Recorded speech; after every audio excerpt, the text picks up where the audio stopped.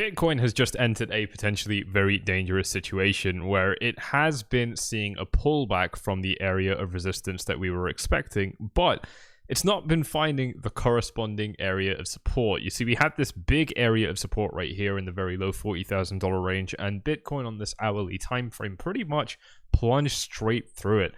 We did find resistance, once or twice, maybe even 3 times if you want to be super generous and count this. But look, pretty much, ladies and gents, Bitcoin just didn't find any real support in this range, which honestly is a little bit surprising. It's the main thing that I've been talking about in the last 1 or 2 videos, how I was expecting Bitcoin to find support here. But when we take a look at this box here, we have now failed it, so there are some massive implications for where the price could be going from here.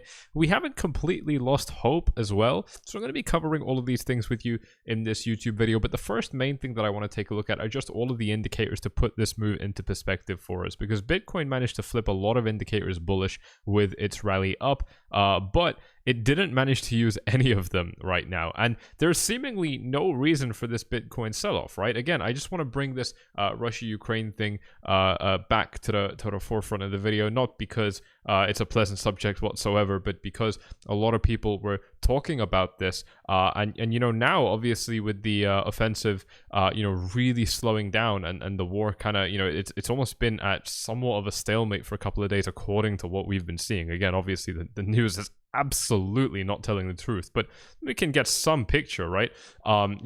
It almost seems like it's calmed down a little bit, even some progress with the peace talks and so on, but it doesn't matter. The price is still falling. So I just wanted to bring this to your attention. There's going to be, key things I can tell you, like the news is bullshit. Don't pay attention to it. But, when you can actually experience this firsthand and really get some hands-on experience to really learn why in real time these are not reliable sources of information, it's my pleasure to be able to share that with you guys and just bring us back to the technicals. Because if we take a look at the Ichimoku cloud right here, Bitcoin did use it a little bit, but we didn't get a single real bounce out of the cloud.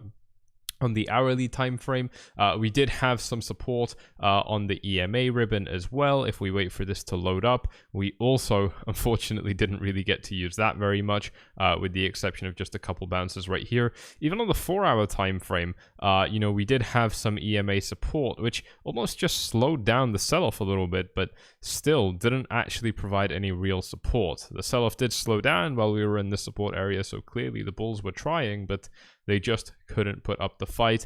And where I really start to worry now is that we've also lost the daily EMA support ribbon. Now this ribbon, it's lost most of its spread, so it's not the most reliable ribbon that Bitcoin has ever had, but I still think it's worth taking some look at. And anyway, the bottom line here is that with all of these signs of support and resistance, support we have failed. And when we look at the main area of resistance that I've been talking about on this YouTube channel, Bitcoin has managed now to get a very real rejection from this one-day Ichimoku cloud. And if we measure it from the high to our current price right now, Bitcoin has seen a 13% rejection after trading within this cloud. Again, this shouldn't be coming as a surprise to us. We knew that there would be a lot of resistance in this cloud, while the rest of the market was getting very, very much less bearish. 𝗪𝗪𝗡 and co, we were all really switching up our bias so that we can be prepared for where resistance lies in the market. So once again, that caution is really helping us out in this market. It's very, very important to take note of these things, because when caution like this is helping you in a market like this, you must take note of it so you can almost kind of refine and multiply those skills, for lack of a better phrase, so that you can do it next time as well. So that's really, really important. And if you found it useful, then do me a favor and smash up the likes on this video and subscribe to the channel if you haven't done so already, so that you don't miss out on this very, very powerful content. See, now that we've gotten a rejection from this cloud and we failed pretty much every area of support that we had, there's 2 main areas of support that I'm seeing now which could be useful for Bitcoin. Now the first one if I just remove everything, let's go onto the 4-hour time frame. The first one that I want to talk about is, well, actually, it's the main one that I've been talking about for a long time. It's actually on this chart, so let's not complicate it. It's this area right here between these two red lines. You know, this is the first area that I'm seeing Bitcoin having some really nice support. Now, if it does end up falling down here, unfortunately, it's probably, I mean, look, because we failed these support areas that were up here, if we do challenge this area, I now have to expect that it's going to turn into resistance.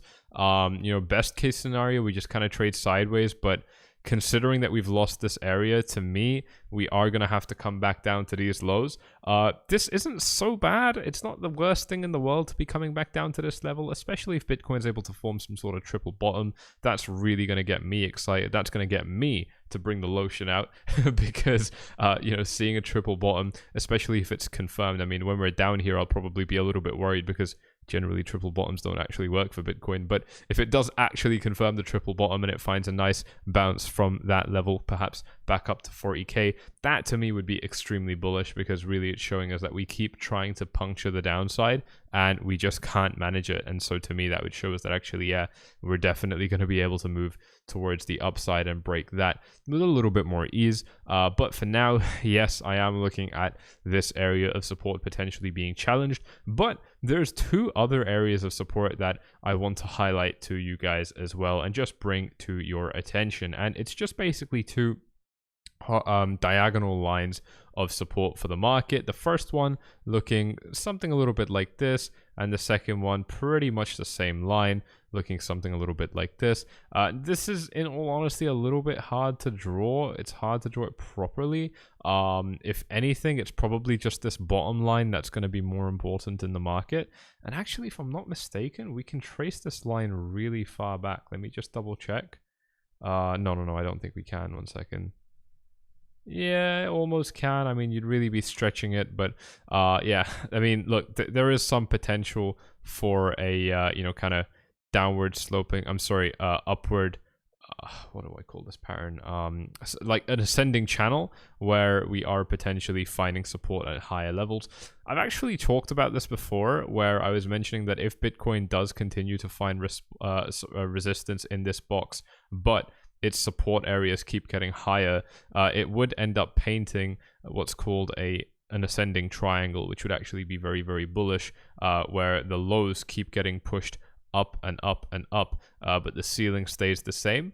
And that shows us that, you know, I mean, we've got a certain amount of pressure going on within this range, and it could be condensing, getting ready to blow up and blast off to the upside. So obviously that would be very, very exciting if it did happen. Of course, we don't, it's too early to talk about something like that at the moment, but just putting these things on your radar as they are developing. I was talking about it before, and here I am highlighting it again. One of the other key coins that I've been watching has been Cardano. I was very, very clear about my warnings of Cardano potentially finding resistance at this blue line, and it's now fallen by quite a bit since finding resistance right there. If we measure it from that blue line to our current price, we're down by 16%, so pretty nice move right there. About now is probably where I would expect a little bit of support, but to be honest, I think this is going to rely on Bitcoin. Altcoins against Bitcoin have continued in general to get pretty smashed, you know, to really drop down by quite a bit. You know, Cardano against Bitcoin is at lows that it hasn't seen for, I think, like over a year, maybe even more than a year. Let me actually just wait for the chart to load up. Yeah, so I mean, it's been nearly 1 year since Cardano has been at these lows against Bitcoin, so very bloody long time. And Ethereum, for example, has also lost quite a bit of strength against Bitcoin. It's now back down to my buy level. So those of you who have been watching for a long time will remember that I told VIPs I was buying it up here, sold half of my stack up here, and I've held on to the rest of that stack. Now it's back down to my buy level.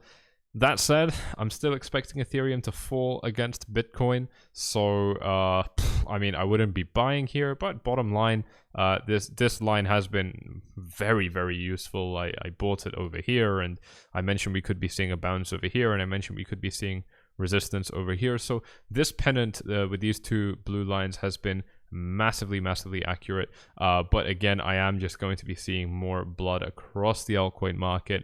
Broadly speaking, if we take a look at Bitcoin's dominance in the market. It's still climbing. It has been climbing since the beginning of this year. I mean, yes, it has dropped by just a little bit over these past 2-3 days, but overall the trend is pretty clear. And the nature of these coins, ladies and gents, is that, you know, when we are seeing, it's so dark here, what's going on, when we are seeing, lost my train of thought now. Why is it so dark? It's never this dark in my office. What am I talking about? Yes, when we are seeing the market drop massively, you know, that's going to make a lot of people decide that they want to de-risk their positions a little bit. You know, they don't want to have such risky positions in the market, and naturally that's going to mean that people would be selling their altcoins, for example. But another thing that happens is, of course, while the market starts rising up again, generally money will flow into Bitcoin first. And when the Bitcoin holders that have made their money are satisfied with it and they are feeling actually greedy because they want to make more money, you know, when you make some money, you want to make a lot more. That can lead to a little bit of greed. And again, that's where we start to see funds kind of dispersing into the altcoin market. So we're not there yet. You know, that is basically to say that we need a fair bit of optimism for people to decide that they're ready to start speculating on the altcoin market. And of course, that does mean, yes, I mean, I'm still not expecting any super exciting things for altcoins. Luna is one that I've been watching thanks to you guys who were talking about it in the live chat in one of my recent live streams. Again, make sure you're subscribed so you don't miss out on that content. It's amazing content in those live streams. I do love them very much. Luna has had this area of what I originally called resistance, but now support, which it's been able to bounce off pretty nicely a couple times. I would like to see it penetrate this box, if I'm being totally honest, but it's performing really well. I mean, if we compare Luna against Bitcoin, for example, you just see it's just constantly been gaining strength against Bitcoin since the end of last month and the beginning of this month. So that is very impressive. I mean, for any coin to gain what is, I mean, 77% against Bitcoin is incredibly impressive. I mean, that meant if, you know, towards the end of February, if you held 1 Bitcoin worth of Luna here, you'd be holding 1.8 BTC worth of Luna here. That's amazing. I mean, you know, when I talk about being able to trade altcoins, or just the standard trading I do, which is Bitcoin derivatives trading, and you guys all know that's happening on Bybit. By the way, if you sign up using my link in the description down below, you're going to get some free cash deposited into your account for free when you sign up using my link and make your first deposit. So definitely check that out if you like getting free money. You literally just have to click buttons for it. It's beautiful. You know, when I talk about things like that, the best case scenario, in my opinion, is being able to gain against Bitcoin. So to see Luna holding these levels pretty strong against Bitcoin is very nice, and almost it's a little bit uncanny if I'm being completely honest. But yeah, seeing that it's at the bottom of this range. Look, I mean, Bitcoin can only dump for so much, right? I mean, you know, it can't just be trading in a straight line down. Pretty much has been a straight line down. We haven't seen sell-offs this almost relentless for quite a while. You know, I mean, from our high that we set, which was literally like 2-3 days ago, to current price, we've dropped within 2 days and 8 hours by 13.5%. I mean, even this dump that we saw right here wasn't this quick. You know, to dump by the same kind of 13.5% took Bitcoin last time roughly double the time. So we're dumping pretty quickly right now. There was a bit of consolidation in between. Now we don't have that. And so the last time that we actually saw a dump that was comparable to this in terms of intensity, that was way back towards the end of January. So, you know, it's been a while since we've seen this level of carnage in the market.